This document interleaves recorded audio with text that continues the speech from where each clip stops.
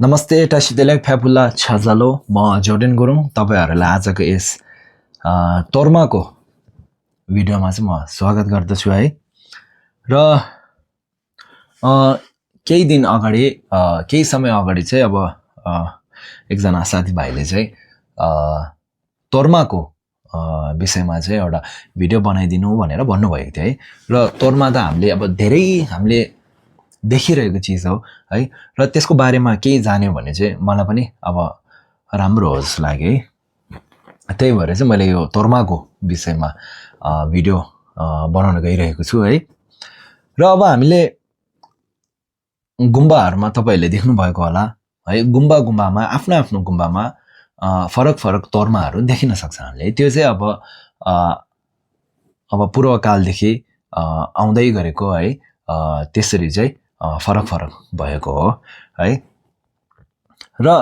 तोर्मा भनेको अर्थ के हो भन्दाखेरि तोर्मा भनेको चाहिँ एउटा टिबेटन शब्द भयो र संस्कृतमा चाहिँ यसलाई बलि भनिँदो रहेछ है र तोर्मा भनेको चाहिँ के रहेछ भन्दाखेरि चाहिँ हामीले आफ्नो मनमा राग है यानी लोभहरु केही नराखी है अब सबै बुद्ध बोधिसत्व र जस्तै भगवान है उहाँहरुलाई चाहिँ हामीले चढाउने चीजलाई चाहिँ तोर्मा भनिँदो रहेछ है तोर्मा भनेको त्यसलाई बुझिँदो रहेछ है र अब तोर्मा हामीले कहाँ चढाउने त तोर्मा भन्दाखेरि अब तपाईको आफ्नो घरमा छेसाम छ भने त्यो छेसाममा तोर्मा चढाउने है र अब पूजाहरु गर्ने बेला जस्तै बाहिर चढाउनु पर्ने तोर्माहरु हुन्छ है र त्यो तोर्माहरुलाई चाहिँ हामीले बाहिर धेरै मान्छेहरु नहुने है भिडभाड नहुने ठाउँ सफा ठाउँमा चाहिँ हामीले त्यो तोर्मालाई चढाउनु पर्ने रहेछ है र अर्को कुरा अब तोर्मालाई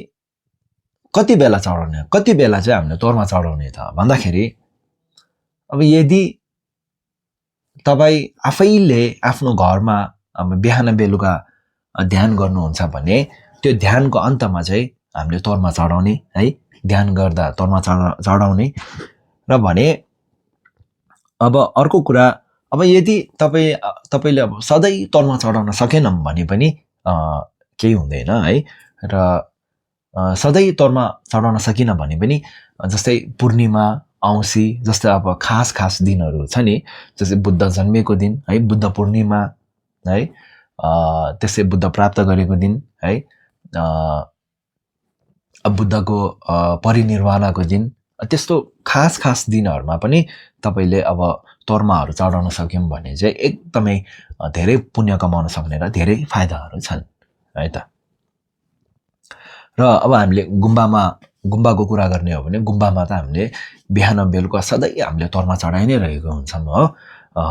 बिहान जस्तै हामीले अब लाभा गुम्बाको कुरा गर्ने हो भने हामीले लाभा गुम्बामा बिहान तारा देवी चेजुन रोमालाई तोर्मा चढाउँछौं है भने बेलुका महाकालालाई चाहिँ हामीले तोर्मा चढाउने गर्छौं है र अब यो तोर्मा बनाउने सामग्री कस्तो हुनु पर्यो भन्दाखेरि चाहिँ यो तोर्मा बनाउने सामग्री यानी सामानहरु चाहिँ हामीले एकदमै ध्यान दिनुपर्ने हो है किन भन्दा अब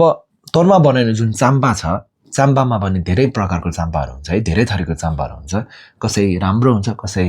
हाउडे हुन्छ है हाउडे हुन्छ नराम्रो र भने तोर्मा बनाउने चाम्पा चाहिँ हामीले राम्रो भन्दा राम्रो हुनु पर्यो है र त्यो तोर्मामा मिसाउने तोर्मामा हाल्ने पानी होस् या जे पनि होस् सबै सफा है चोखो हुनु पर्यो है र तोर्मा बनाउने सामग्री जे पनि हो त्यो सबै चाहिँ एकदम सफा र राम्रो सकेसम्म राम्रो हुनु पर्यो है त आफ्नो बेस्ट दिनु पर्यो के है र अब अनि तोर्मा चढायौं भने त्यसको फाइदा के छ भन्दाखेरि चाहिँ तोर्मा चढायो भने हाम्रो बाधा अडचनहरु हराएर जाने है अनि अब अरूले हामीलाई हानि पुर्याउन नसक्ने जस्ता धेरै फाइदाहरु छन् र अब अघि मैले सुरुमा भने चाहिँ तोर्मा भनेको के हो भन्दाखेरि तोर्मा चाहिँ मैले अघि भने जस्तै राग यानी मनमा लोभ है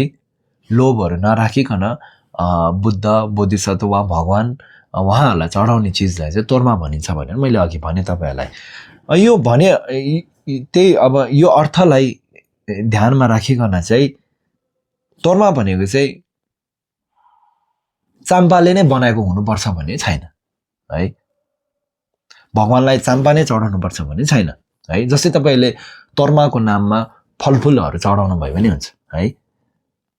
अब तोर्मा त बनाउन आउनु पर्यो नि त होइन। जस्तै अब चाम्पाले बनाउने हो भने त आफूले बनाउन आउनु पर्यो नि त होइन।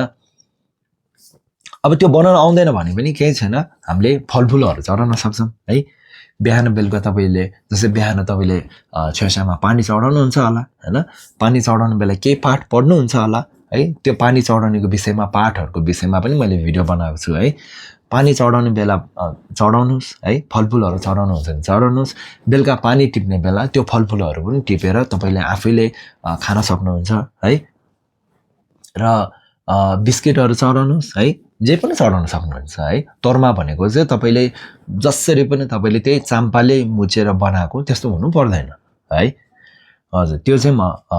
अन्तमा चाहिँ त्यो भन्न चाहन्छु है। र यसै गरी म धर्म सम्बन्धित यस्तो भिडियोहरू बनाउँदै गर्नेछु है। तपाईँहरूलाई पनि कुनै विषयमा जान्नु मन छ भने तल कमेन्टमा लेख्नु होला है। यो विषयमा भिडियो बनाइदिनु होला भनेर। अलि समय लाग्ला, तर म बिस्तारै तपाईँहरूको कमेन्टहरू पढेर चाहिँ म सधैँ त्यसमाथि भिडियो बनाउने गर्छु है। र भिडियोको अन्तसम्म हेरिदिनु भएकोमा धन्यवाद। केही नयाँ कुरा जान्यो होला भन्ने आशा गर्दछु है। र त्यसो भन्दै फेरि पनि अर्को भिडियोमा भेट्ने बाचा गर्दै हस् त अनि आजको भिडियो यहीसम्म। हस् त, धन्यवाद।